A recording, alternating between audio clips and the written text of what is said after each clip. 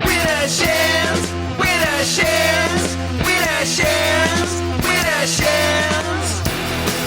When the crowd gets busted, when the floor gets dusty, when your blade gets rusted. With a chance, with a chance. When your room smells funny, when a hex takes your money, what's gonna save you, honey? Just with a chance, with a chance. All you witches and all you old magicians, it's time to start listening to With a Chance, With a Chance.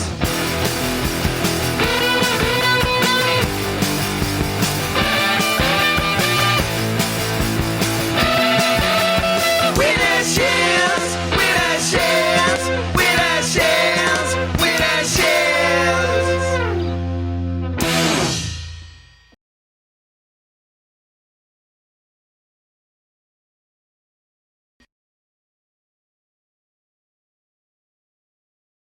With a chance, with a chance, with a chance, with a chance. When the crowd gets busted, when the floor gets dusty, when your blade gets busted. With a chance, with a chance. When your room smells funny, when a hex takes your money, what's gonna save you, honey? Just with a chance, with a chance.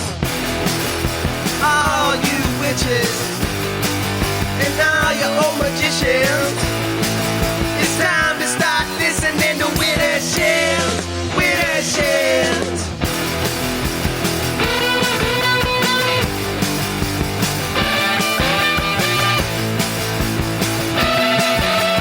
With a chance, with a chance, with a chance, with a chance.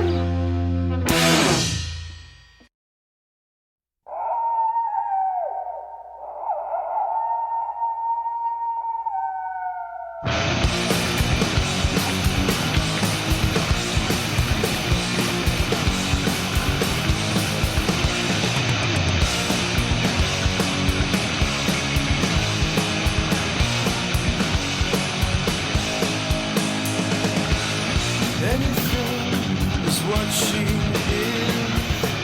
Anywhere is where she's from.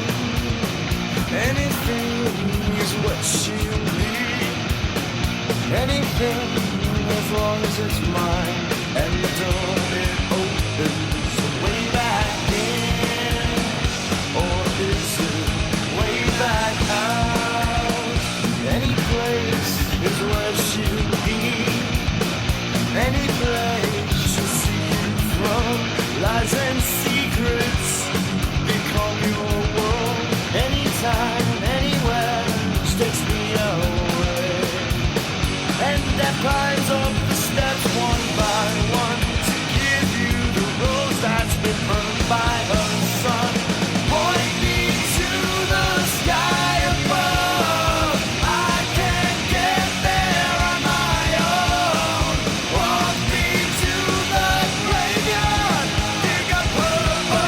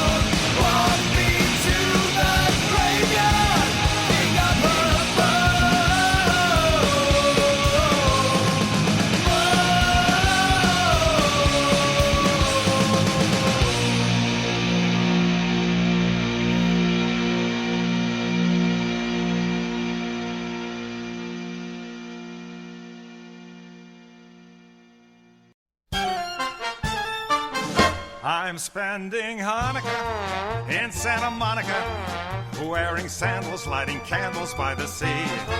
I spent Shavuos in East St. Louis, a charming spot, but clearly not the spot for me.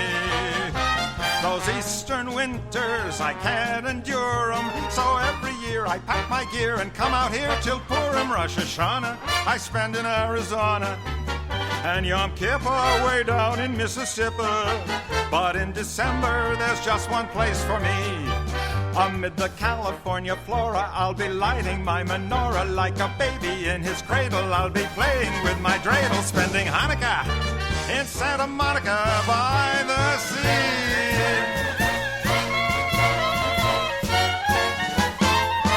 I'm spending Hanukkah in Santa Monica, wearing sandals, lighting candles by the sea. I spent Shavuos in East St. Louis, a charming spot, but clearly not the spot for me. Those eastern winters, I can't endure 'em, so every year I pack my gear and come out here till Purim. Rosh Hashanah I spend in Arizona, and Yom Kippur way down in Mississippi. But in December there's just one place for me. Amid the California flora, I'll be lighting my menorah. Like a baby in his cradle, I'll be playing with my dreidel. Here's to Judas Maccabeus, boy, if he could only see us spending Hanukkah in Santa Monica by the sea.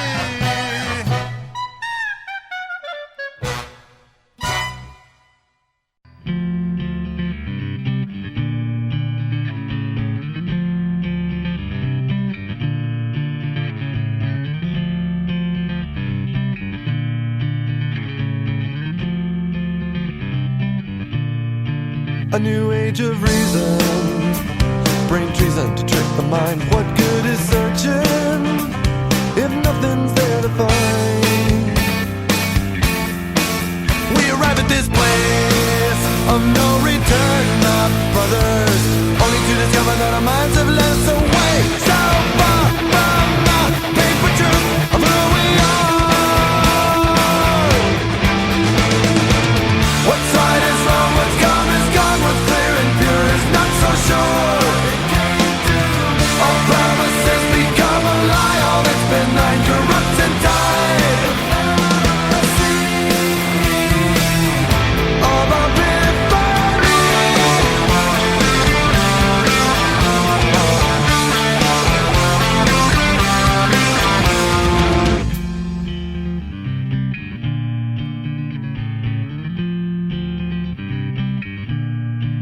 come forth, bear witness. See the profit from your loss, beg for forgiveness. Only after you're telling the cost.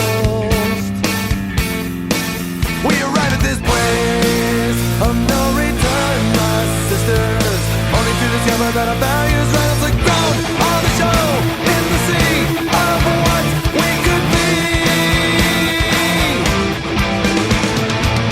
What's right is wrong, what's come is gone, what's clear and pure is not so sure. All promises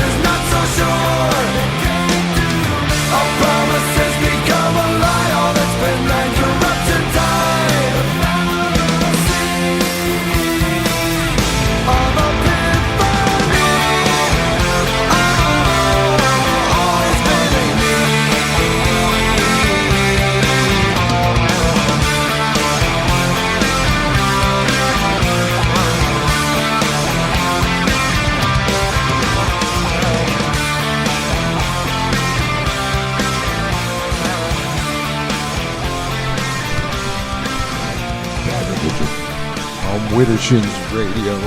Wait a minute. Why do I hear myself? I shouldn't hear myself. There we go. Wait. Oh, if I do that, I hear myself? Oh, I didn't even know that. I'm rusty. Chives. Hi.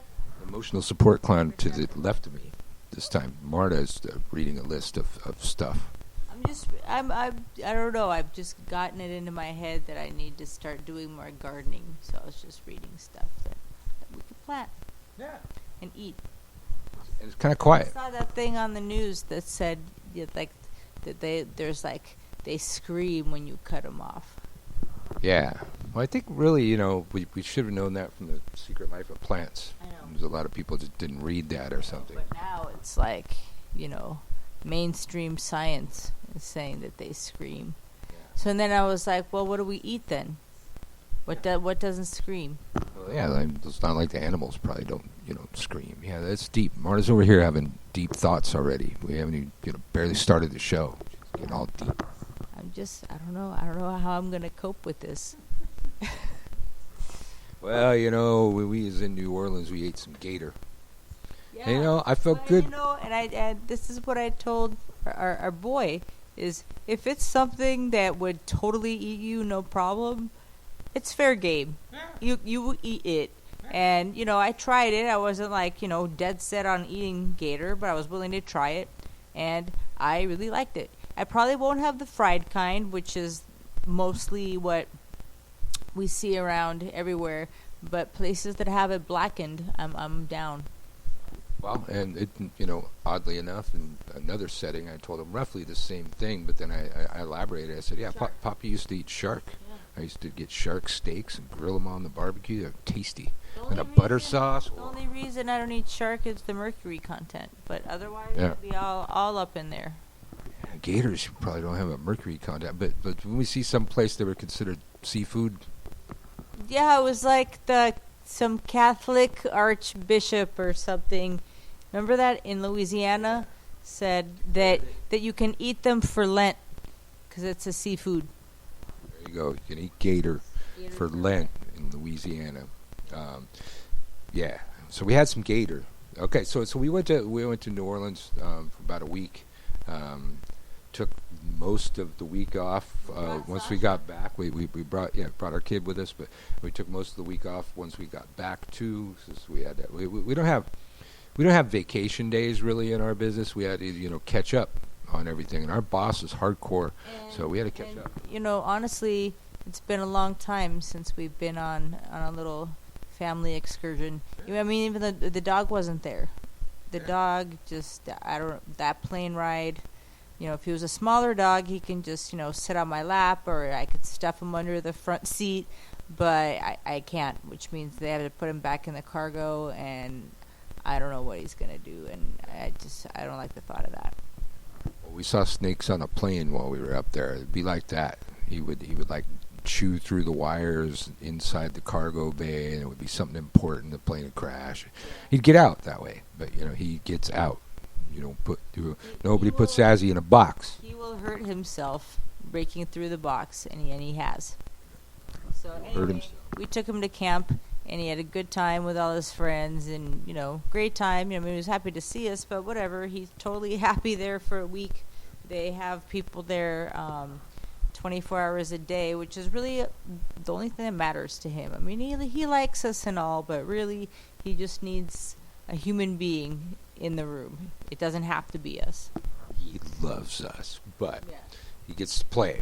Yeah. And you could tell that he just played for a week, probably roughly, because he just crashed out for like 2 days. And you have to tell him to give him a bath before you pick him up, and you tell him when you're going to pick him up and have him bathed, because he smells like other dogs' spit if you don't do it. Yeah, been there, done that. Tried to skip the bath. Yeah, not a good idea. I just didn't think he really needed one. I was like, nah, that's okay. So they brought him back all spitty and gross. So this time we said, yeah, I'll take the bath. But so when we were in New Orleans, we saw great many restaurants and bars and clubs, but this time we saw shops. Yeah, well, I was gonna say, We didn't see as much adult stuff as we did last time we were there because we had Sasha. Kid-friendly So adult. it's like, PG. It had to be PG friendly. Like we couldn't take him to that one drag show And we thing. couldn't take him to the speakeasy. Yeah, we just couldn't take him to the speakeasy. Somebody invited us to the speakeasy, like our first night there. It's like, did you miss the memo? And we were just gonna like leave our kid at the Airbnb in New Orleans and just go out for the night. 9 years old. where are you from? I mean, maybe you're allowed to do that there. I don't know. You're allowed to do that, but I still wouldn't do that. You're probably allowed to do a lot of it. Either. I'm just saying, like, maybe they just weren't thinking because it's no big deal. But last time we went on a pub crawl. It was a pub crawl where we like went to different pubs with our guides at Hexfest and different shops. The shop, the witchy shop. Yeah. And like the voodoo shops But it wasn't a pub crawl at all. They lost us at like the first pub or something like that. I had to go get cash because they only took cash at this place. I had to go in the back and get cash. Hub Sprint. By the time we came out, the group was gone. It took, by the time, we linked up with them again, text messaging back and forth, we'd missed half of our friends' shops and never seen them the entire time we were there. But this time, I think we saw, the most of, at least the people we know. At least the people we know that have shops, we saw all their shops. We didn't spend too much time in one of them because they were finishing up a tour. So we walked in, and there's this guy talking to like, I don't know, 30 people, and it's not a huge shop in terms of square feet. So everybody was kind of crammed in there. So we didn't really spend a lot of time there. That was Hoodoo Samois and Mama Star's shop. Yeah. I forget some of the names. What's the name of that one? Conjure New Orleans. That was Conjure New Orleans. Okay, and we went to Hex. First time I got to go to Hex, and Omen, which is literally like 3 doors down from Hex. Yeah, I mean it's on the same street. I don't remember how many doors down, but it's right next to it, close to it. Had a great time at both places. I was very impressed with Hex. I'm an occult store connoisseur and snob from way back. And even though I grew up in a witch store and went on to start my own, every place I've ever gone, that's what I spent most of my time doing. Like way back, I guess it was probably late 80s, early 90s maybe. You could go up to San Francisco to Haight-Ashbury, and within a block of each other were 3 of the most incredible occult stores ever. It was Curios and Candles, Uma's Occult, and oh God, I forgot the other one, but just incredible shops. Just everywhere that I ever went, if there was a witch store nearby or something like it, I always had to check it out, even though I get most of that shit wholesale. Yeah. But no, I loved Hex. It was big, lots of eye candy, lots of they have a really good book selection too. I noticed, and like just lots of little sacred jewelry and little talismans and all those little things that you just don't. I felt like the stuff there was like above and beyond. And they had these. They had I don't know if this is exclusive to Hex, but they had these like leather bound, books of shadows, or you can use them as journals or whatever. But they're like different sizes. They had different clasps and different closures, and all these like this artwork was like embossed into the leather, and it was just they were really nice. So like every size you can imagine, and my mind just went wild, even though I mostly type these days. But it was great. Yeah. I could just type stuff out, print it, and then like glue it onto the pages in that book. Well, and then people are asking, how was Omen? And Omen, which is 3 doors down, owned by the same people, entirely different feel. It's newer. There's still some room to do stuff, but different stuff. So they had some journals. Things that were similar. I think Yeah. they had some of that style, but then they also had other ones. Metal ones. Yeah, then they also had metal ones that only Omen had and Hex didn't have, so there are some differences. I think the one I was looking at was like Hecate's Wheel as the cover in metal. Yeah. Yeah, and that So, was in so it's like I think that's pressed. You know, where the figures stick up. I forget, embossed. Yeah. It's like, yeah. So, and you know, I you know, if I ever had to write another book of shadows or something like that, I'd want it to be, you know, able to stop a bullet. That's handy. Yeah.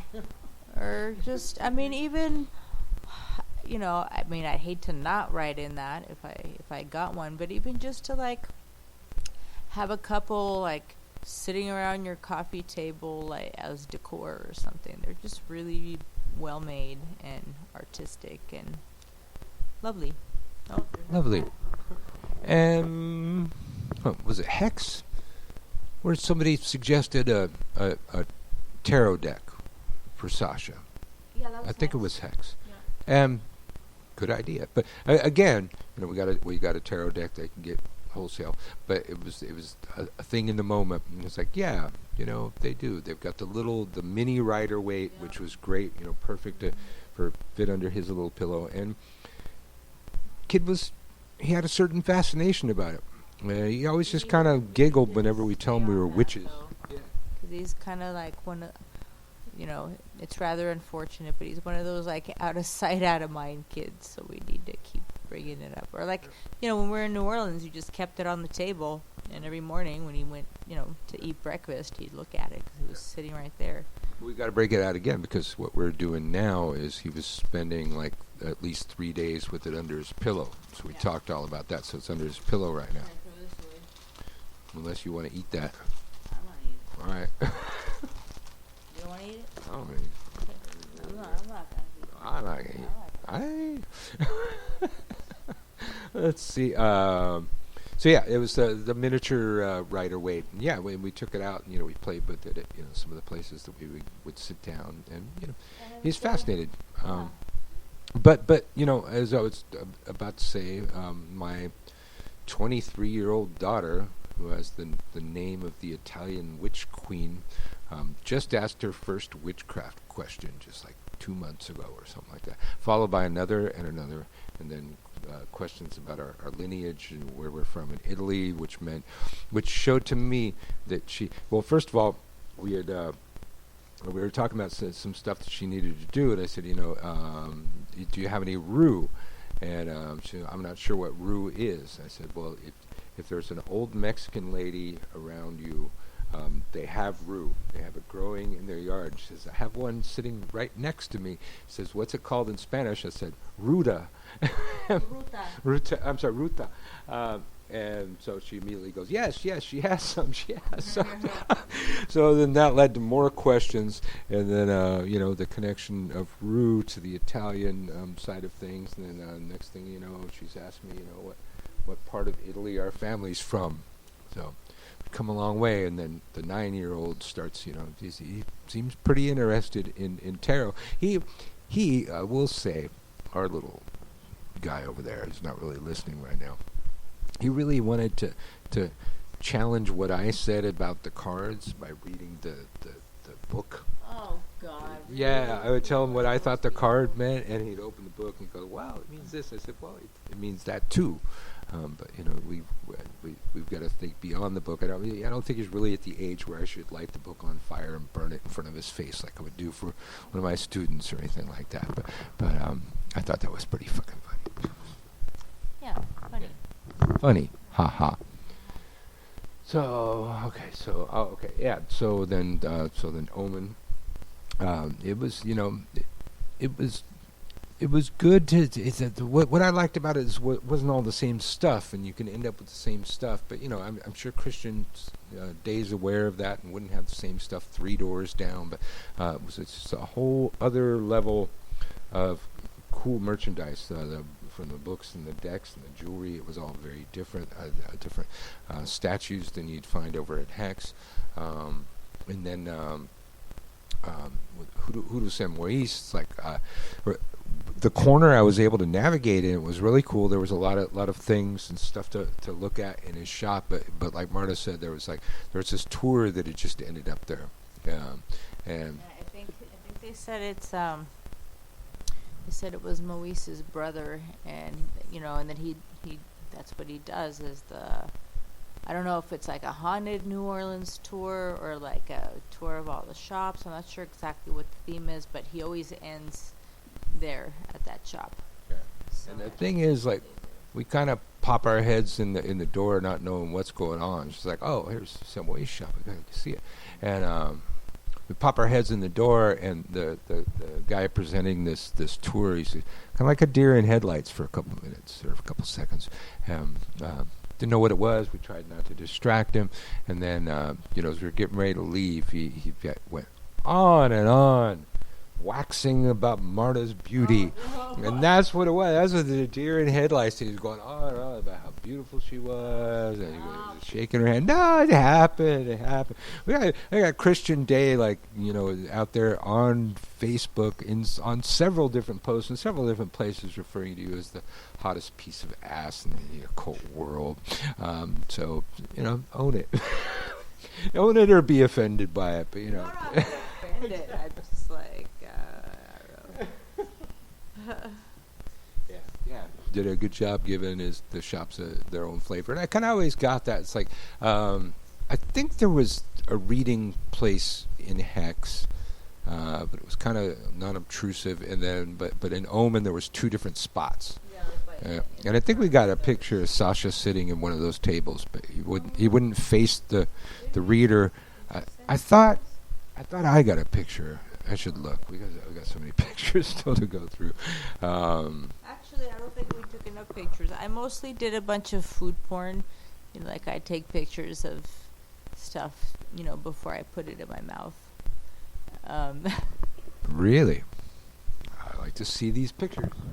Edibles. That changes nothing. Anyway, I don't think we took enough pictures of New Orleans proper. I mostly took food pictures. You should have taken more pictures of it ourselves. Well, we did that. We ate a lot of. We went out and ordered a lot of food and a lot of drinks, and at the end of the day, we ate everything well, except some of those potatoes. no, there was. Well, yeah. Well, there was other stuff. We didn't finish the gator. Well, hold on. I Hold on. finished the seafood stuff, the fish tacos. What? There's more. Okay. There That's is more. your side of the story. Oh, you had food that you didn't eat? I have some of my side of the story, and apparently you've forgotten because you definitely knew at the time. We are pot smokers, as you well know, and in California, there's pot everywhere, so we just run to the pot store, we get some pot, and apparently that really helps our appetite. We always, we usually, have a few puffs before we eat or something like that, but you don't really think about it that much. I always knew that about myself. I didn't know that about myself. Marta knew that about herself. Apparently, that affects our appetite more than I had thought. So, from day one, we're bringing to-go containers home. But we had an Airbnb, so I had a fridge and all that kind of stuff. But there was a few other times where I knew we had all this stuff still at home. Gator bites, the catfish, a lot of the stuff we got on the first night, which I had like 3 bites of this incredible stuff, and then I was full. The Italian shrimp stuff. Oh my Italian God! And so I started packaging them up and giving them to homeless people. Like our kid, he's not a pot smoker, but this one day, he was just like ate. All we could do is get him a quarter of this bacon cheeseburger. And there was this guy who was asking me for help. He was in a wheelchair when I came in, so I was like walking by. I said, "Hey, bro, would you like half a cheeseburger or a bacon cheeseburger? My kid's not going to finish it, and I don't want to waste it." He said, "Hell yes, I would." So I got that, and then I came back, and then Marta said, "Hey, you should have given him the fries." So then I packaged up the fries, put some ketchup in there for him. Was there something else we tossed in there? Yeah, there was like a third thing that he got, but I don't remember what. Yeah, and then we did that, and then the next time we did it, it was like some upper scale fucking food we were having. It actually ended up being the same place I was just talking about, or owned by the same people when we went to on the other side of town, They and we also said, have "Oh, Decatur Gator. yeah, they have similar things on the menu." But so Well, that the same exact thing on the menu. Yeah. So And I study menus, so I know when it's the same menu that I've already read before.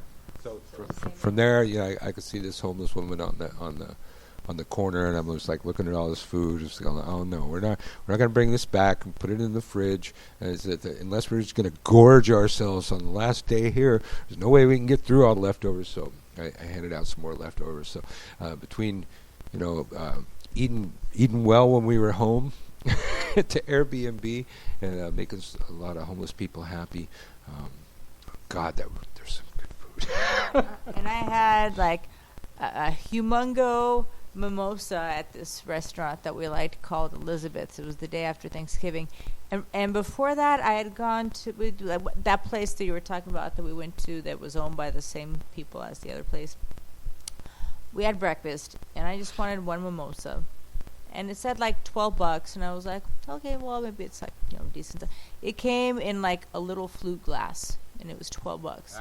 And I remember, and I think it was, we were in the French Quarter or something. So then later we went, some other day we went to get brunch at this other place in the Bywater, and I asked, and the server was really friendly with us and stuff, and I just asked her, I'm like, so do you guys serve it in those like little like flute glasses from the children's menu, or is it like a pint glass, or what is it? And she said, well, we got a small that's smaller glass, and then she said the large is like a really good size. And I was like, okay. And it was like $10. Bigger than a pint glass. And it was like this big ass plastic cup that if I feel like it, I can just walk outside, leave with it. And I don't know why I didn't do that. Oh, okay. We were far from our Airbnb, and there was no bathroom, and I want to just walk around. You know how many times I tried to get a drink to walk down the street with, that we ended up there longer and ended up finishing it? Like, I bought 3 drinks specifically just to try and walk down the street with it, because you can. I never ended up actually walking down the street with it. Huh. I don't know, first that blues place with Oise, and we just kept staying longer. Yeah, it kept seeming like we're done, and so I'd order one more for the road, and then another round had come of stuff. Yeah, the crawfish, deviled eggs, and like these like peel and eat shrimp, like a pound of them. They were huge. I mean, they didn't even call them like jumbo prawns. I think most of their oysters are farmed, but being from California, I was raised to believe that you do not eat oysters during the months that do not have R. So June, July, August.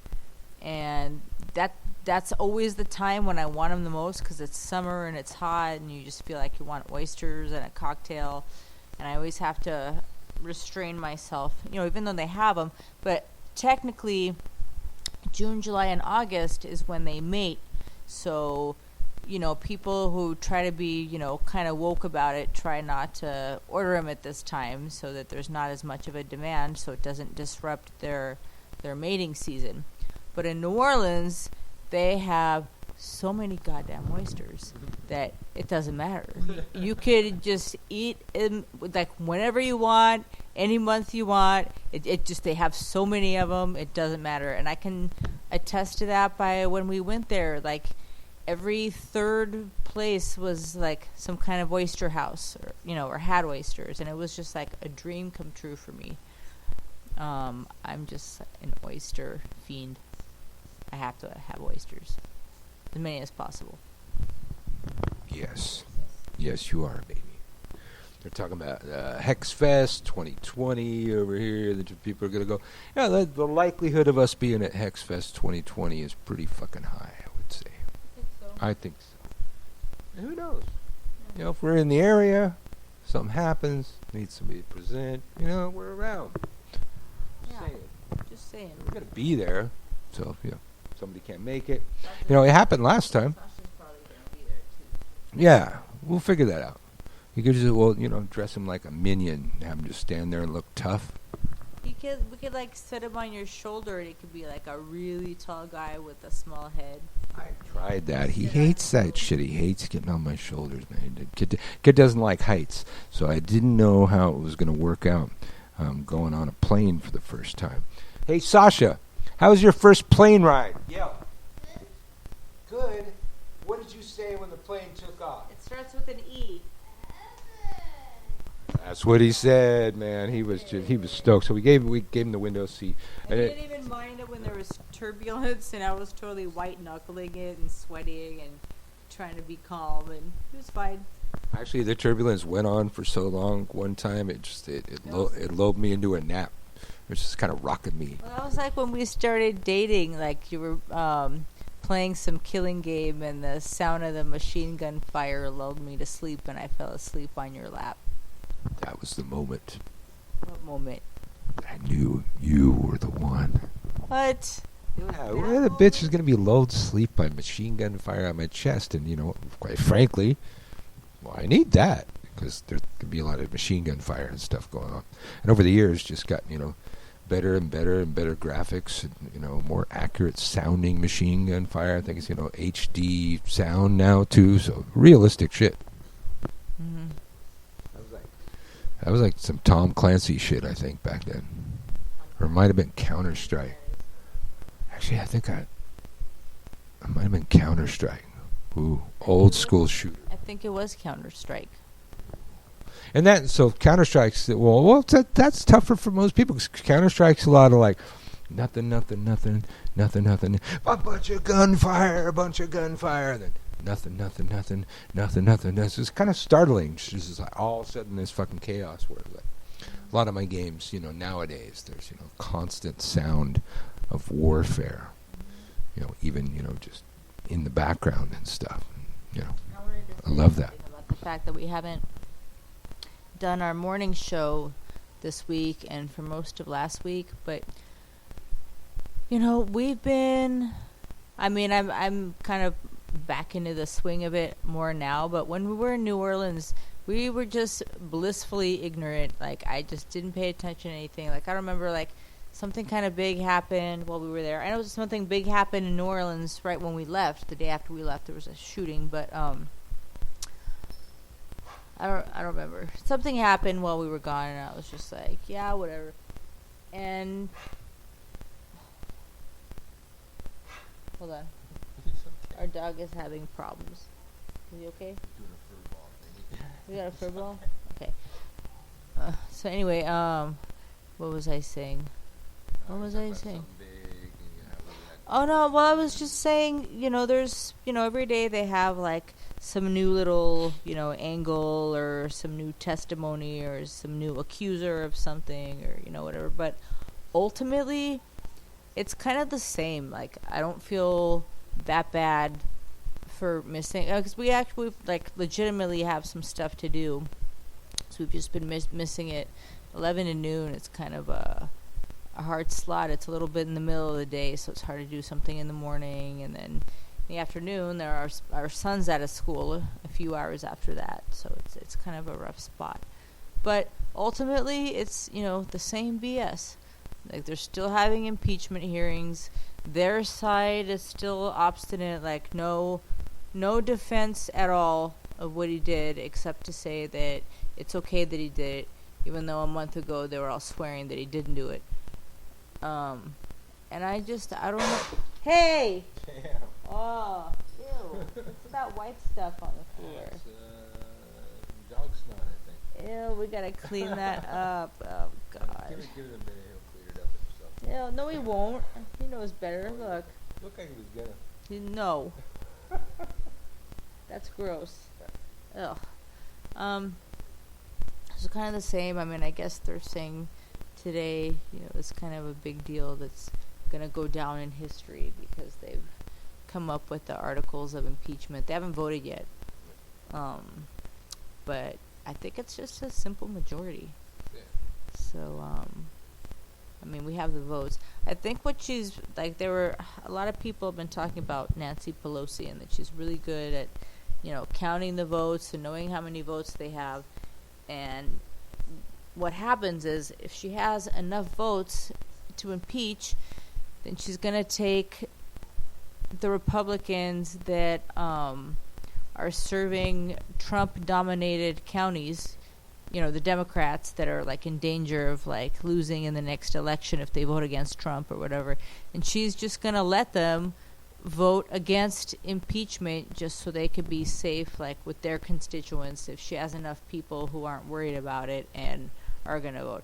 Which is kind of a stupid thing, if they always talk about put your country before your party, and so they can't, if they think in their hearts that he really committed an impeachable offense and they have to vote not to impeach him just to please their constituents who, don't know what they're doing, it's sad, but that's what they do. So, all right, before the musical break, there was another one. Crescent City Conjure. Yeah. San Elias. San Elias was the only one actually working in his shop. But we went there. We took a lift there. I think we went to there was a coffee shop across the street that we went to really quickly. That was a cool little shop, and the thing, a huge difference between the other shops, and I think actually we went to San Elias's first. I think that might have been the first shop because that's when Sasha started asking questions. And the thing was, at Crescent City Conjure, there weren't many signs on the products. You'd have a bowl of rocks, and a bowl of this, and a bowl of that. So Sasha's all what's this? What's that? What's that? These are things that our kid grew up around in a witch store. He hung out in the back, when he was a baby, and then when he was big enough to get out of his chair, he'd be coming up front and be all, immersed in all of these same things. He asked me, what are these little blue things? Well, that's woad. It's also called blue balls. It's used for this, that, and the other. What's this thing? Well, that's cascaria. It's eggshells, and it's used for this, that, and the other thing. Through the stones, he started with lodestones, and he went through, rose quartz and amethyst and snowflake obsidian. He's going, this one's really cool. It has these little white snowflake looking things. I'm going, yeah, well, it's snowflake obsidian. That's good description. And it's just, fascinated by everything all the way down to the poppets. We talked a lot about the poppets and the little voodoo dolls, and then every shop had those kind of things. That he, it was the first time that he showed any interest, and then he had, he came back to school, and he goes to technology school, so these little kids are learning, how to send emails and, download things and how to save documents and send documents and, whatever.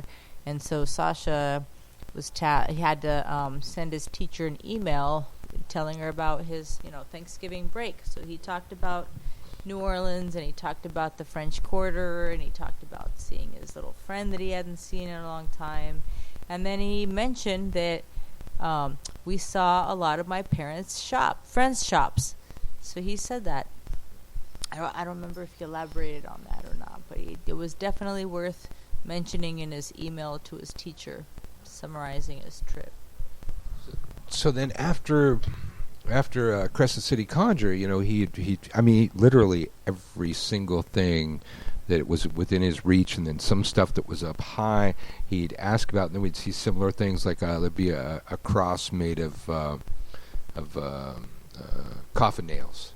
That was a pretty common thing. All the shops seemed to have their version of it, so he'd already learned what that was. And at the other shops, they had labels or signs telling what they were, and he was still, really interested. But he just looked around. It's like, oh yeah, those are all the things that I just learned about. But the great majority of those things were things that he grew up around, watching me make, hanging out in the shop. We had a little room just for him, and each shop, he was, when he was a baby, he was hanging out in this little. We had this little area, this little back area in the shop, and when Sasha came around, it became a little baby area for him to hang out. He had his little thing where he could watch his videos. I was in school. Take him to work on the days that I had class, and that was his little area. I was a master diaper changer. Could do it in seconds with one hand. Nobody even knew. It's like I could be talking to somebody, at the register, and I would just smell it. It's like, hold on just a second. Next thing you know, back. There's a clean baby back there. learning how to read Yeah. and watch Winnie the Pooh. Yeah, it was cute. But you know the 23-year-old, you know, she spent a lot of her developing years in the back of that witch store too, most of them. But took her a longer time to be curious about those kind of things. I think, you know, we've been just like talking for apparently 46 minutes. Well, no, there was, you know, music before that, at least a half an hour. So you probably should just like play something and you know, do what you got to do, man. Widdershins.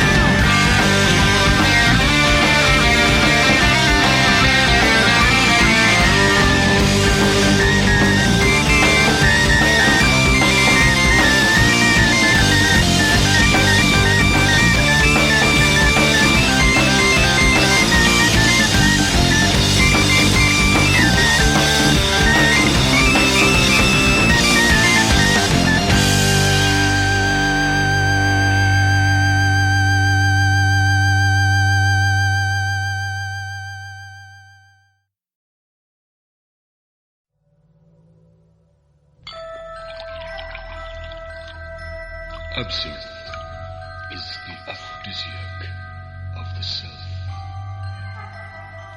The green fairy who lives in the absinthe wants your soul.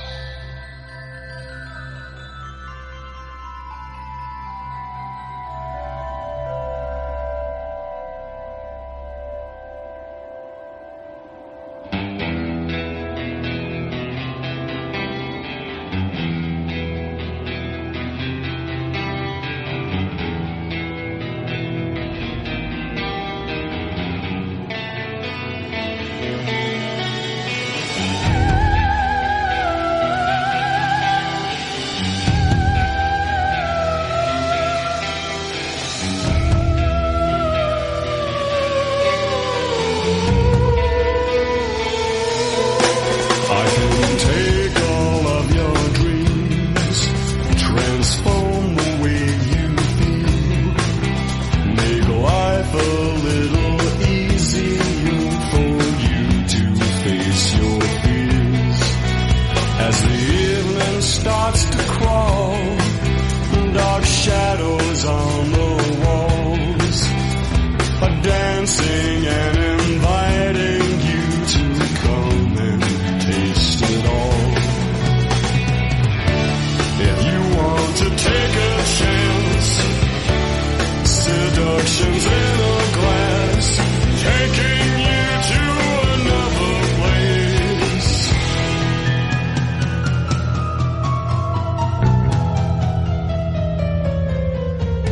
Come taste this lunacy, be blinded by the green fairy, creeping out of your glass into your mind, then you can really see. I can take all of your fears, transform the way you feel. Welcome to the spirit world where all your dreams are real. If you want to take a chance, seduction's in a glass, taking you to another place.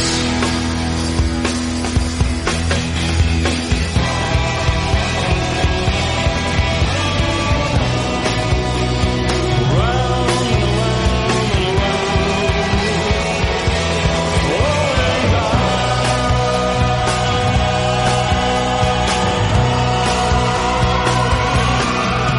as the evening starts to fall, dark shadows on the walls are dancing and inviting you to come and taste it all. I can take all of your fears, transform the way you feel. Welcome to the spirit world where all your dreams are real. If you want to take a chance, seduction's in the glass, taking you to another place. And now our trip to Wonderland has finally come to an end. And if you're not completely mad, I will be your best friend.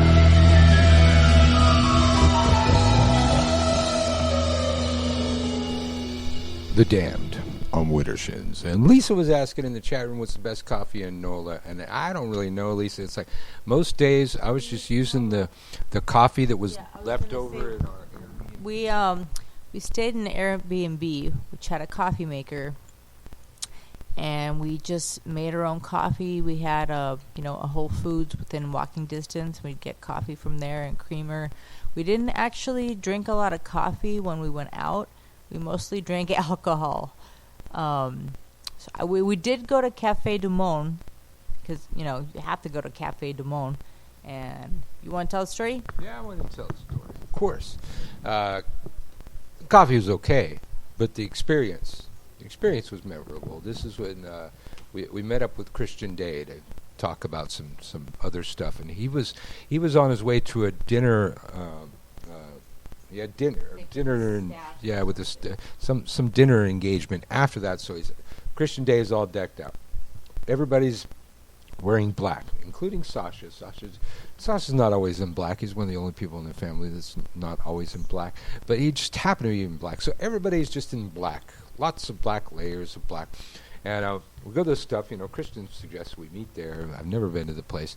And I don't know, do they include that, or do you got to order that pastry with the pile, just the mounds of powdered sugar? Okay, turnip trucks. So people who know what Cafe du Monde is know that they specialize in beignets, which is like these pastries that we don't really have an equivalent in the States. I'm just going to call them French donuts, but they're not donuts.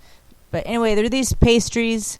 They weren't filled with anything, right? I didn't have any. Okay, so they're just these like puff pastries, and they have a ton of powdered sugar on them. And we're all in black. And before we even ordered anything, like we sat at a table that needed to be bussed, so the guy came over and bussed it, and he was just wiping the table off, and I got a bunch of powdered sugar on myself just from him cleaning the table. That's how massive it was. I don't always have a sweet tooth, so I didn't actually try any, and that was stupid. I should have at least tried it. So I bet it was like a donut without holes with a bunch of powdered sugar on top of it. It was crispy on the outside, kind of flaky. It was good, but Christian sat down, and he'd been through this experience before, so I saw him like making this makeshift bib out of paper napkins that didn't do shit. I think when we all left, we were just wiping in vain, trying to get powdered sugar off of black cloth. Luckily, I think that his main thing was leather. It probably came off there. Well, then I ended up going to the ladies' room, and I just kind of, went to the faucet and washed it off. That what took you so long? I thought it was the line. It was the line. That was the one thing about that place. It was like just not enough bathrooms for that many people. That was the place. Like I was like, because coffee usually goes right through people. And I didn't have to go yet, but I knew that I was going to have to go soon. It was right when I finished my coffee. So it's like, all right, it's kind of a big place. I'm like, I'm going to go scope out where the bathroom is. So I asked somebody who's working there, asked where the bathroom was. And, like, she points over there. She's like, you see that line? I'm like, what the hell? So I walk all the way down. I mean, I am not kidding you. There were at least 20 people, if not more, and there was this one guy standing in the room like that leads to the bathrooms, and every time somebody would walk past him, his job was to stop them and say, are you going to the bathroom? And then they said yeah, they always said yes, and he'd be like, there's the line, and then all these people would be like, what? And so, most of them would get in line because you had to get in line. But that's how unruly it was. Like, they had somebody whose sole job was to stand there and stop the people who were just walking straight for the bathroom. And all they had was, 2 private stalls that had one toilet in each of them. And they were all unisex, so it didn't matter, who was taking longer. You could go to whichever one got, vacated. But it was 2, and the place was huge, and I should have. I don't even remember if I took pictures. I'm surprised you guys didn't get up to go look for me. I mean, I was gone. We almost did. Christian was twitching. Where is she? So he was like surprised that the bathroom was that long. Yeah, I mean, that place is world famous. If that's all they have for bathrooms, and it's a coffee place where everybody's gonna have to pee. And it's a really bad policy because there was this other place we were at, and Marta was over there in the line. I guess the men's bathroom line was too long, so she saw a dude like go beside the bar and piss in a fucking trash can. Well, he started. It was the Saints game was on, so they're all like way into it. So everybody was drinking. We went to this particular place because they have really good Gator, but I guess they got a bunch of like sports people there too, so everybody was watching the Saints game, and it has like, excuse me, it's got like 3 or 4 bathrooms, and every time we've been there, nobody cares. Like, whatever one opens up first, you just go in that one, and it doesn't matter. So this guy was knocking on all of them, and just nobody was coming out. So he turned around, and he kind of leaned into the corner of the bar. Like, at first I thought maybe he was, like, about to pass out or something. And I don't know what was happening. And then I heard this guy sitting behind me going, "Now I've seen it all." So I look over, and I see him kind of, like, shaking something off and putting it back in his pants. And I was like, oh, shit. That just happened. I mean, he was pretty subtle. Like, I didn't even know what was going on until that other guy said something. But it was kind of crazy. And there were bartenders there and everything, and it really was subtle. I mean, it really seemed like he'd done it before. Well, let's see. Then came Thanksgiving. We were there for Thanksgiving. We did receive a couple invites from our witchy friends there, and thanks to them. Everybody was like wanted to make sure that we had something to do for Thanksgiving. But Marna had a friend that lived there from college, and we went and hung out with them and totally hit it off with them. And they invited us to. The main thing that was important to us is we were doing a lot of adult stuff the majority of the time, and our kid, I'm sure, was bored most of the time. And so not only is this my good friend from college, but he happens to have a son who's 1 grade younger than our kid. Our kid's in 3rd grade, and his kid's in 2nd grade. So that really made the most sense. So we ended up hanging out with them, and they, once again, they hadn't seen each other in 4 or 5 years, which is like most of their life. Yeah. But they totally hit it off, and I love my friend and I just met his wife, but I like her a lot too. And they invited us to 2 different Thanksgivings at, to us, total strangers house. They knew him, we didn't know him. The nicest people, the most hospitable people, both of those houses. The one we ended up at the end of the day, she invited us to come back every year. It was just such nice people. The first one did that. The first one, okay, so our friends told us that, you don't have to do this, but it's kind of a tradition to go to the fairgrounds, to the racetrack, and bet on horses on Thanksgiving Day. So we went there with them, and, you can get drinks there and everything, and it was really crowded, and they were telling us that people like to get dressed up, and people were really over the top. I mean, it was really hot. I don't know how some of those people survived in those hats and like the fur coats and stuff they were wearing, but it was really cool just to people watch. Line to the bar was awfully long, but whatever.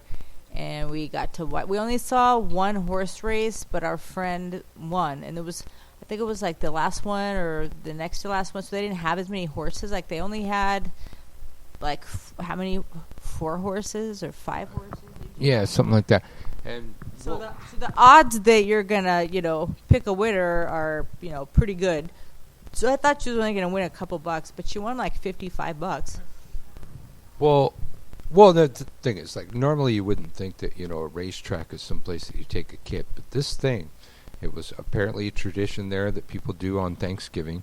People get really dressed up. I mean, it's like, really decked out for this fucking thing. It's like, like we got dressed up, we had like designer clothes on and stuff, but I mean, people had, hats with like plumage and and sequins. And, but the thing was, then, our friend won her bet. It was too complicated and too long. I had just waited in line for like an hour and a half just to get 2 drinks, to then go wait, for who knows how long to place a fucking bet. So we didn't place. Well, the other problem is we didn't know that it was cash only, and apparently a lot of other people didn't know it was cash only because they had an ATM, but that was like the longest line in the entire place. I think it was probably just 1 ATM machine for the whole place, which. Probably works during the rest of the year, but when everybody's there on Thanksgiving. So we didn't even bother. That's why we didn't even do it. So then our friends, since they won their bet. My whole point was, first we went somewhere before the racetrack opened at noon, and they had this whole spread already out, like Thanksgiving dinner. I didn't really eat anything there, but I had their gumbo. They had like 2 types of homemade gumbo, and I was all about, eating the local food. So I had the best gumbo that I had in my life, and I tried gumbo everywhere we went, and the restaurants had nothing on this gumbo. So we went there, and so as we were leaving their house to walk over to the racetrack, and a lot of them stayed at the house. It was just us and our 2 friends and their kid walking over to the track. And the hostess who I had been talking to, made sure to tell me that they do this every year. And I just thought it was really cool. These people I tried not to eat much. I didn't drink anything except water, because I don't know them, but they're really hospitable. So both of them went out of their way to tell us that they do it every year. And then when our friend won her bet at the racetrack, she attributed the witches and told the other places that we went, it was because the witches did it. And it's like, now, we're in Hollywood. It's like people don't trip too much. But, I find myself sometimes, in some situations when somebody asks me, well, what do you do for a living? I'd say I'm a teacher and hope they don't ask a follow-up question. And then, when I do just come out, I teach witchcraft for a living. It's like they don't really trip, but there's no more discussion at that point. There's nothing actually to talk about. There's a hush that comes over the world. A nod and smile. There, even when a Lyft driver would ask me that, I fucking there. I teach witchcraft for a living. They all go, oh, that's great. This is a great place for you. And then one of them, as she was dropping us off where we were staying, she's like, okay, hang on. I'm going to send you guys a friend request before I leave. So she actually sent you a friend request. And she was like, yeah, asking all these questions about, like, the difference between, Wicca and, regular witchcraft or whatever. And everybody was fascinated. Yeah. I think we took a lot of lifts every day, and I think we only had one driver who was, really nice, but she just wasn't a talker. But everybody else, when they found out we were visiting and where we were from, all of them, whether we asked them or not, would, like, point out good places to go eat or to, go shop or whatever they thought we wanted to do when we were there. All of them were, like, really hospitable and chatty, and, it was just really not. I'm not saying that everybody here is horrible, because they're not, but they're on another level. They're all hoping you might be the person to help them get famous, so they're nice to you. I am. Everybody, that might be the person to help them get famous, so that's why they're nice to people. Because everybody here is a waitress / actress / model. No, you were talking about here, so naturally I would talk about here. No, I talked about here, and then I said they are on a whole other level, meaning New Orleans. Yeah. Start talking about So, well, it was like one word away, really. So yeah, I was talking about that too. I think that there's nice people here, but they're nice for different reasons. Hoodoo Semways told us when we were out. Watched a really good blues band. I never heard of. Well, there was one. And There's one band that sucked. I want to point out that when we went to this BB King's Blues bar, was it on Decatur? I think so. I think it was on Decatur. It was a Monday. It was a Monday. I mean, I get it that it was their tourist season. It was Thanksgiving week, so maybe a lot more people were out and about. But it was a Monday, and the band was good. It wasn't some, like, loser band that they had to have, that they just were like, oh, okay, you guys do Monday afternoons. Like, it was a really good band, and it wasn't like, okay, the place wasn't packed, but I would say it was like, about 80-85% full. And it was a Monday, and when it wasn't even like peak lunch hours. I think we went at like 2, like right before their happy hour. And I think happy hour started I think at 2. And happy hour, we know it's usually the time when they have the fewest people, hence they have a happy hour to entice more people to go there. This place was pretty well packed, and actually we went there a couple of times, and no matter when we went, it was pretty well packed. But yeah, they're a really good band. We went there some other time, like a day or two later, where the band kind of sucked. It was a blues band trying to do Purple Rain, and it was just wrong. But everything else we heard there was good. Right? Yeah. Yeah. You're going to have to talk and stuff, trying What? to figure out the thing that I was saying. I cut you off? Yeah. Like what? What did I cut you off for? I don't know, I'm With? trying to remember what I was about to say. Okay, so what was I What saying? What did I cut you off I with? don't know. We're We're talking about the. We're talking about the what? The whole show's been going back and forth. Well, that's how it always goes back and forth. It's not like you write out on the outline or anything. Okay, so we were talking about the BB King thing, the bar, and you were just saying that all the blues bands were really good everywhere we went, and it didn't matter what day it was and stuff. And all the blues bands were really good. We went on a Monday, went with Voodoo Samoise, and that's when we had Voodoo Samoise told us that in New Orleans, when you got a problem, all your neighbors have a problem. When your neighbors have a problem, you got a problem.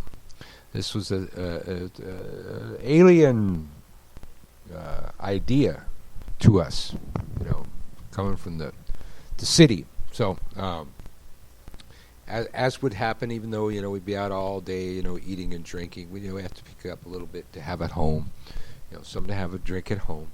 And so I was going out to get something to drink, and our neighbors, they were only going to be our neighbors for like another 24 hours because we're in an Airbnb, but they were neighbors technically, right around the corner. They were like moving in and trying to get this washing machine up this little flight of stairs. And it was just this guy and his girlfriend, his wife, I don't know. But she was about to kill him. She was just over it. She had enough. You could feel the tension in the air. So I just say, hey, bro, you need some help bringing that up there? Me and him, it wasn't that big of a deal. It took a couple minutes, got it up there, got into his fucking house. Dude could run up and gave me a hug. I think kissed me on the cheek too. You can take the city out of the boy. When I was walking, when I saw that, I was going, oh, what would Hoodoo Samoise do? That's what I was saying. What would Hoodoo do? So I did what I thought Hoodoo would do. So yeah. Yeah. That's where I was trying to get back to. Now you can bounce. And I helped navigate your brain back to where it was supposed to go. Yes, it's the least you could do. The least I could do. What's the least? Navigating it all over the place in the first place. So yeah. What? Thanks for helping me I'm back. sorry if you can't keep up. Oh, I'm keeping up. No, you're not keeping up. Really, I'm keeping up. What are we talking about? What are you talking about? Exactly. You don't even know what we're talking about. You don't know what we're talking about. I'm just gonna Emotional support clown to the left of me. sip my cocktail with my stainless steel reusable straw. Yeah, they can see that.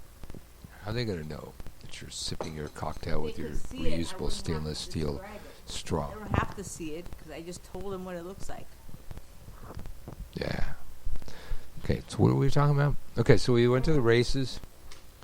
We did Thanksgiving. We did Thanksgiving twice. I am, as most of you know, I'm from the Soviet Union, and we don't have any type of dinner during the morning or the afternoon, and it used to always trip me out, when I became an adult and was talking to other adults, and they were all talking about how when it's Thanksgiving, they all get together at 2 or 3, and, I think your mom did that too when we went at her house, and I always thought that was so weird because my family always had, get-togethers starting at, 8 or 8:30, and, you have dinner. Thanksgiving dinner means it's dark and it's late.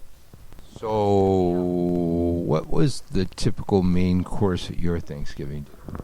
And we had turkey. Did you? I mean, I when I started taking over Thanksgiving for our family, I started making leg of lamb because I don't like having turkey for a week.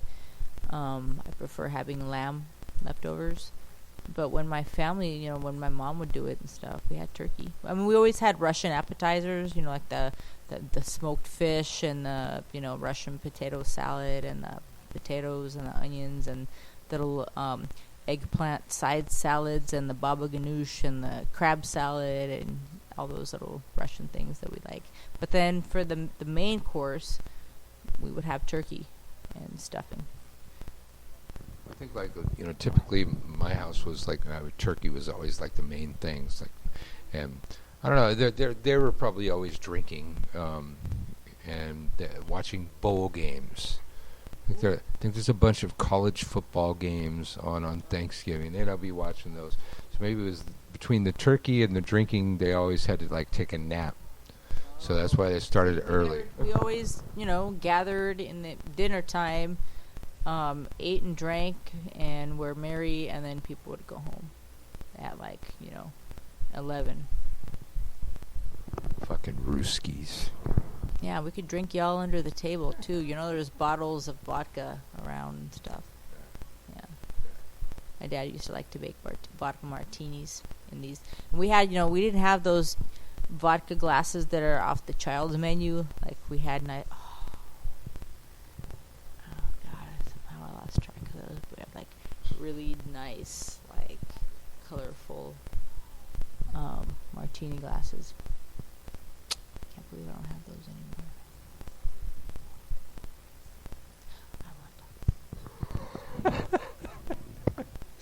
Oh, winter shiz.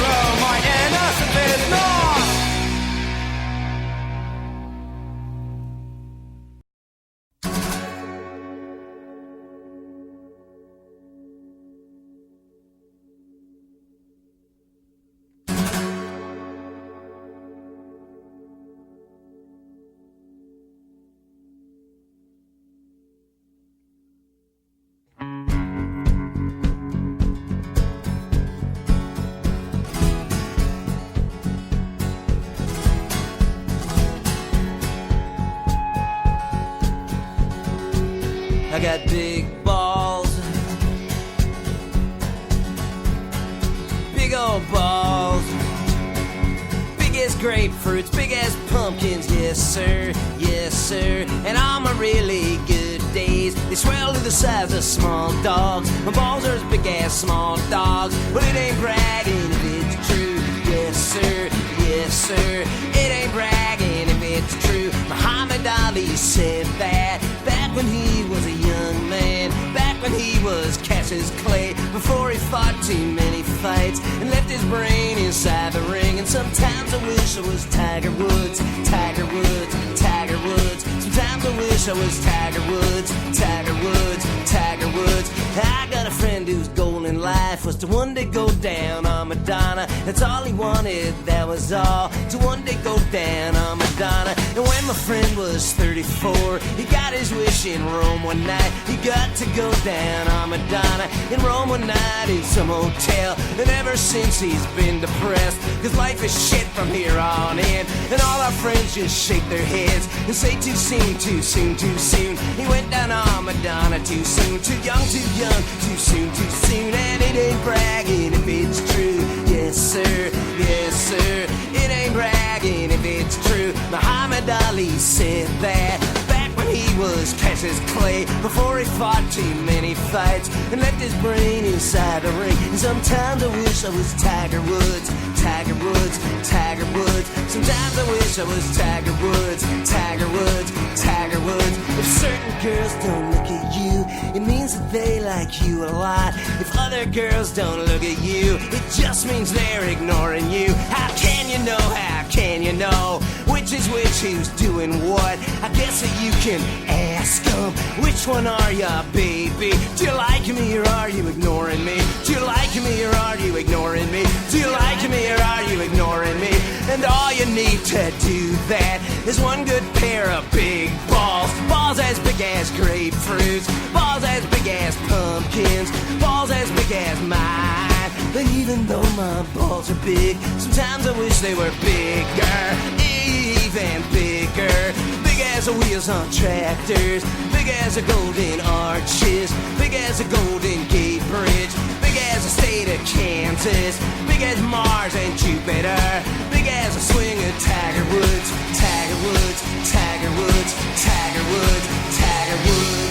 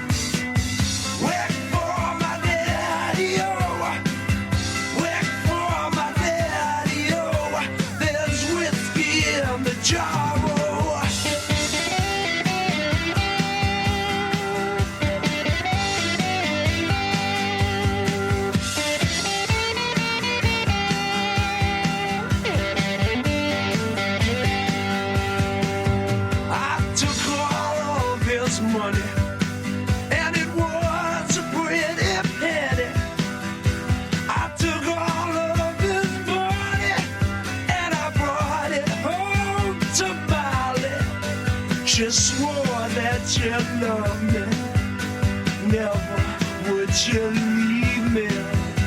But the devil take that woman, for you know she treat me easy. But she ring, dum-a-do-dum-a-da. Wait for my daddy-o, wait for my daddy-o. There's whiskey in the jar.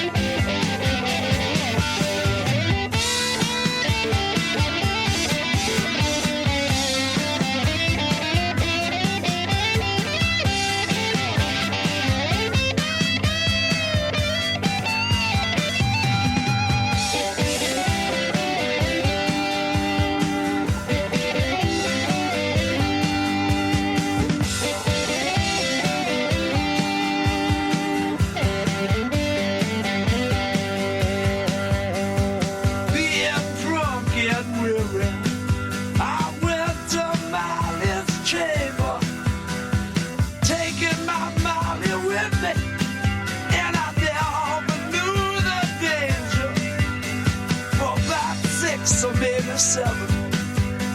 In one Captain Farrell, I jumped up, fired up my pistols, and I shot him with both barrels. Mushering, dum-a-doo-dum-a-da. Wait for my daddy-o. Wait for my daddy-o. There's whiskey in the jar.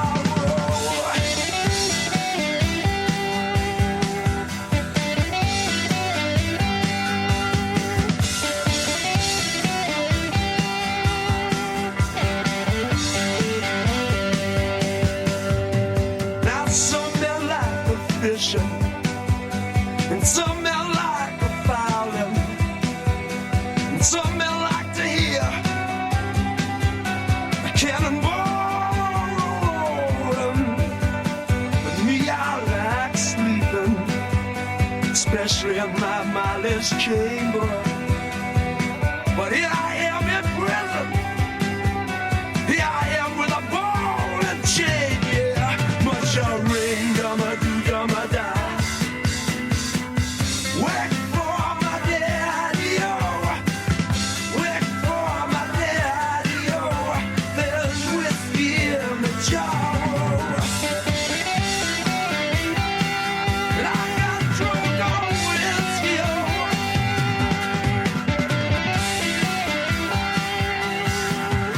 And I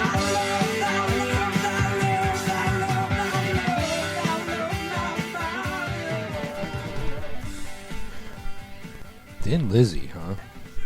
Who knew? On Widdershins Radio. Hey, on Widdershins Radio, we're here like every week, Tuesday, 5 p.m. Pacific Standard Time, unless we say otherwise.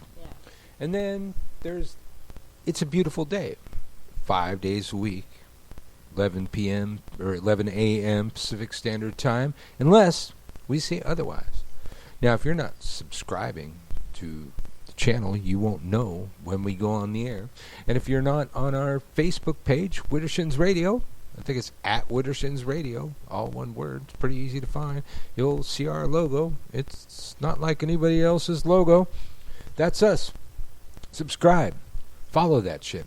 You never know, because still, even with the 5-day-a-week news show, even with once a week on Tuesdays, we are still just giving you the tip of our package. We could do much more, and we might. You never know. We might be bored someday. We're just bored one day. We decided to start a podcast. Another day we decided to say, let's start a news show. We could do that, and you wouldn't know if you don't follow. If you don't get out there on Spreaker.com/user/Widdershins and follow, make an account, whatever you got, and then get on our Facebook page. You know, if we're going to change the schedule, pretty much the only place we announce that is Facebook page. Even if you're following, you probably don't get that notification. I should probably figure out how to send that out, but I don't know how. But our Facebook page is probably the only place you'll ever know if we're not going to show, or if we're going to be on a different day, or what have you. You just won't know. It'll be your own fault. You'll have only yourself to blame. And we at Widdershins Radio, we won't be listening to any bitching about it. Okay? Let's see. What was I going to tell you? I'm trying to get my phone to recognize my face ID. This is my face, bitch.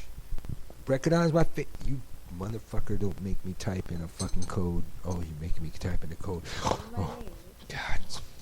So recognize my face, bitch. Join in the magic. Hexfest is coming, y'all.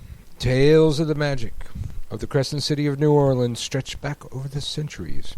It's an enigmatic place where voodoo, hoodoo, witchcraft, and even Christianity blend at the crossroads of spiritual power. On August 7th to the 9th, 2020, Brian Kane, Christian Day, and the Witches of New Orleans present Hexfest, a weekend of witchery held in the heart of the historic French Quarter. The conference opens with the riverboat ritual and dinner held on an authentic steamboat on the Mississippi River. That was epic, wasn't it? What? The authentic steamboat, the Mississippi River, the moon rising over the Mississippi. Yeah, that was really cool. Epic. Authentic steamboat, the Mississippi River. Followed by 2 full days of workshops, drumming, and ritual at the Bourbon Orleans Hotel, a venue riddled with the history of hauntings. Hexfest has gathered witches, root workers, voodoo priests, and other magical teachers from within New Orleans and around the world to offer their time-honored wisdom. Between workshops, attendees will love the magical shopping in our on-site vending hall, where you can purchase powerful ritual tools, signed books, exquisite jewelry, and spellcrafts, handmade by true practitioners. Presenters for the 2020 Hexfest hail from across the spectrum of witchcraft and magic and include Brian Kane, Christian Day, Austin Shippey, Cariel Ewers, Christian Steffens, the Dragon Ritual Drummers, Elohim Lefar, Ellie Barnes, Ellen Everett Hopman, Fiona Horn, Gemma Gary, Jason Mankey, Jason Miller, Kenya Koviak, Christopher Hughes, Lady Rhea, Leanne Marama, Levi Rowland, Lilith Dorsey, Sandra Maria Wright, Sen Elias, and Witch Doctor Utu. Whether you're a beginner or an advanced practitioner, Hexfest will help you to discover... I still haven't fixed that typo. I'm going to read it as it rolls. Hexfest will help you to discover of the secrets of witchcraft and expand your mastery of the magical arts. Click here to register. You cannot click here. You need to go to hexfest.com and click there to register for Hexfest 2020. It's an epic thing. We've only been one time, but we knew it was epic before that. And then when we went, was it not epic? It was epic. It was epic. Epic. And we were there without a child that time, so we frequented other venues. Yes. Yes. Good time. Yes. Yes, had a great time. We had a really good time. I don't really know if we saw anybody else's workshops. The people whose workshops we really wanted to see were like 9 a.m. or something, and we were out later than ever. It's like here we get a babysitter and go out for a night on the town and be home by 11 routinely. 9:30. Yeah, 11 and on a good day. No, we were out till 3 one time there at the speakeasy thing. Yeah. Speakeasy. Good times. Let's see. Do we have anything else to talk about? There was the Krampus thing I was going to talk about because, Krampus. apparently, right after we left, Krampus. there was a Krampus parade Yeah. through an area that we really liked and we spent a lot of time in, called the Bywater. I don't know how far that went. I don't know the Krampus parade go the French Quarter and shit. I don't remember. You showed me in a parade route, but I don't remember. And it was short. It did not go into the fridge. That would have been cool. Krampus, Let's see. and I never really thought about Krampus. Kind of knew that there was some dude named Krampus and that he's scary, and all that stuff. But then I started looking into it. He's actually he's up there with Santa Claus. They're equally important in that, little pantheon or whatever. Sidekick. Yeah, they're sidekicks. They work together. Santa, rewards the good children, and Krampus deals with the bad children. But it's kind of the same idea, and it has the same origins, and it's fascinating. And so a friend sent me a video of the Krampus parade, and there were so many people outside that had the Krampus costume. So it must be a big deal over there. A lot of people had it. Good costume. And they start out at this brewery, and then it goes I don't remember how many blocks or miles or whatever, and then it ends at another German place.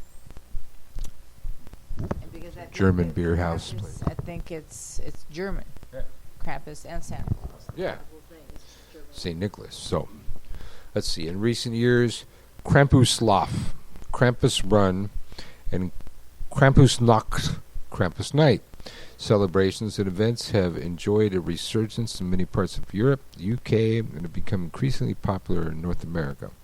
Krampusnacht occurs on the night of December 5th. Yeah.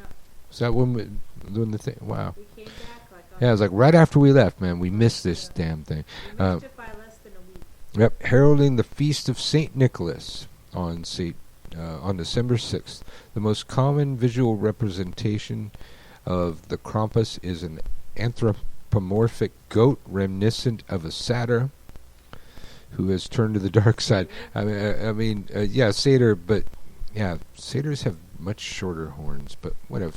In myth and lore alike, those who have been good can expect Saint Nicholas to visit and leave them a gift of some sort. Those who have been naughty hope Krampus loses their address. Folk stories tell us that Krampus brandishes a bundle of switches, sometimes a large stick, and even a bag of ashes with which to flog those who have misbehaved in the previous year. Krampus perhaps may smear their faces with ash or cart them off to some dark place for a year, or possibly forever. In all accounts, the Krampus is a fearsome figure. The specific origins of Krampus aren't clear. In some accounts, Krampus are depicted as predating Christianity and being part of the pre-Germanic paganism, going so far as to claim the Krampus grew out of Norse mythology as the son of the goddess Hel. There is no source material to confirm any connection to Norse mythology at all. The folklore of Krampus varies widely depending on which country, what time period, and which author is sourced. Many depictions have St. Nicholas and Krampus working together as a team. There are quite a few misconceptions when it comes to Krampus. Even beyond its origin, modern depictions of Krampus in stories, cinema, and even television helped proliferate these questionable and likely incorrect ideas, to the point that even the magazine National Geographic got much of it wrong in 2013 article, which is widely quoted and linked to in other articles. Smithsonian Magazine also gets some of the lore wrong and links the National Geographic's article, and the mix add to the mix the confusion of St. Nicholas Catholic and Santa Claus Protestant being the same. It is no wonder that Krampus became the Christian devil. Wow. So they're actually saying that that's the source. It was always known that, it was, a pagan depiction of God that was the source of the imagery of the Christian devil, goat god, or an antler god. Now they're Krampus. And Krampus. That sounds legit. Yeah. Yeah, it's all about the horns. Horns. I have horns. Yeah, you do, baby. Yeah. Yeah. I hate them. Love them. Hate them. Love them. Oh. Yeah, look, it's radio. They can't see that. That's the point. You keep saying that, and I keep having to come back, and you just keep going there. Just keep on going there. Yeah. So I don't know. We got like 20 minutes, man. We gotta play something. I don't know. Unless you got something to say. I don't really have anything to say except I just can't deal with what's going on with this country. But I say that every day. So That's why we have that daily news show, just so we can say that every day. But even though we took 2 weeks off, we could have gone on the air and just replayed the stuff from 2 weeks ago. It was the same. They should just replay some of the stuff that's in the archives, and no one will ever know. I just don't know how to do that, but I'm sure there's a way to do that. Just replay the archives. Yeah, you could figure it out. Now, there's the articles of impeachment are out and all that. So, we could have done that yesterday, day before, same shit. Yeah. Just played the old show. Yeah. Nobody would have known. These, some of these kids are not too sharp. We can't do it. Yeah. We have adulting equipment. Yeah, we're not sure when we'll be back this week with the news show because we got a lot of serious adulting to And then on do. Monday And we can't we'll do it. explain that at some point. And then Monday, definitely we can't do it. Yeah. Oh my goodness, you're humorous. We don't even do sign language, but I got that. Well, yeah. I wouldn't have done it if I thought you were going to get it. I'm glad. You don't care. Don't like don't me, you you're tell not me glad. what I care about, bitch. I know exactly what you care about and what you don't care about. No, You don't have no, to no, say no, it. no. You're always wrong about that. I'm never wrong about any of it. See, there you go. Absolutes. Yeah. Absolutely wrong, though. Yeah. No, I'm not. No. It's Wittershins. Shut up. No.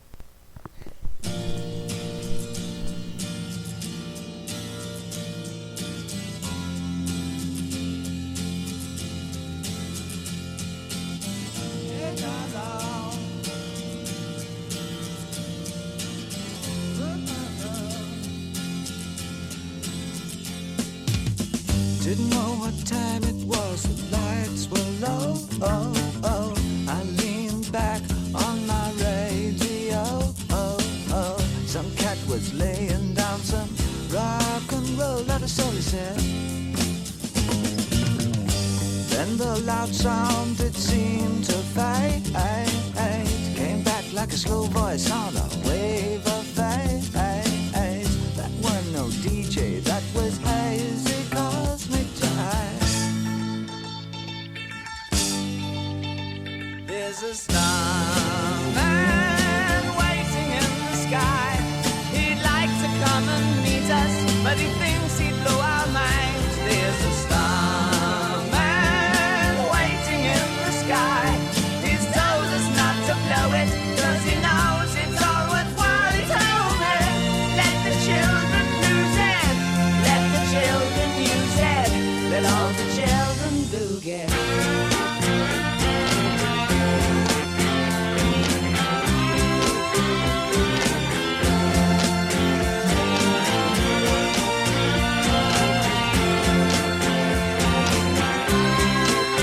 I had to phone someone, so I picked on you.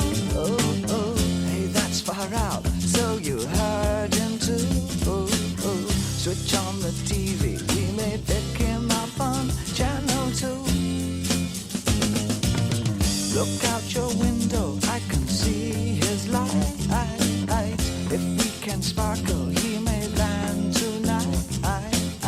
Don't tell your papa, or he'll get us locked up in fights. There's a starman waiting in the sky. He'd like to come and meet us, but he thinks he'd blow our minds. There's a starman waiting in the sky. He's told us not to blow it, 'cause he knows it's all worthwhile. He told me, let the children lose it, let the children use it, let all the children boogie. Starman waiting in the sky.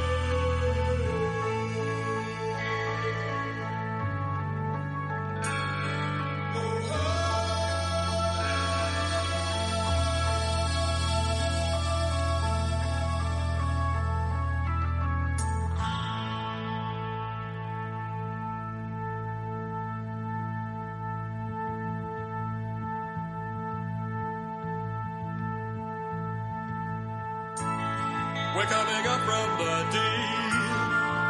The lizard sheds its skin.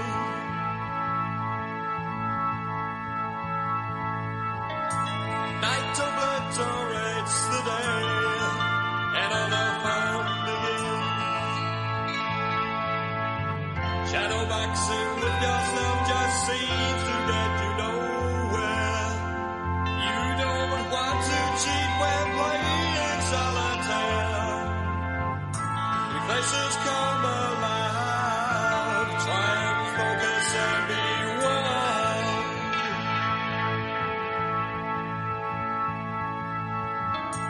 Never let it be said that the jester comes undone. A reckless gambling pace with time enough to borrow. Time enough to measure all of that tomorrow. Curtain call and light strode in tragedy.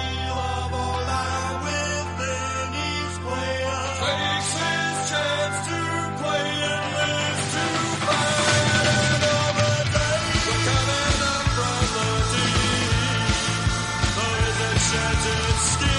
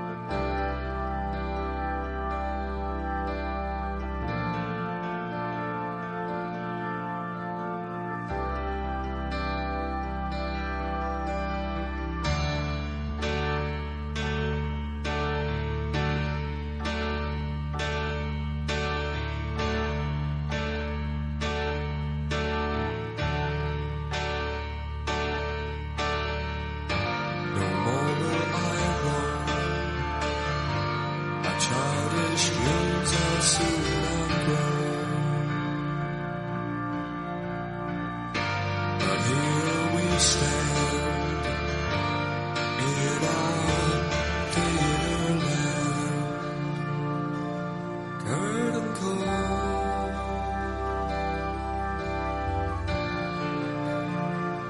about to fall.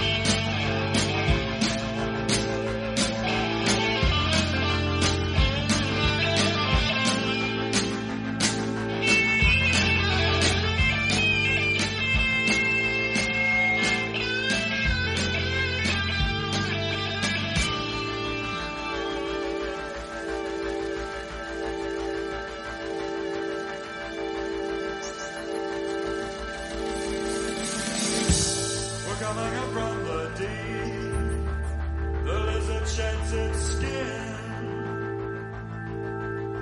Night obliterates the day, and all the fun begins. Shadowboxing with yourself just seems to get you nowhere.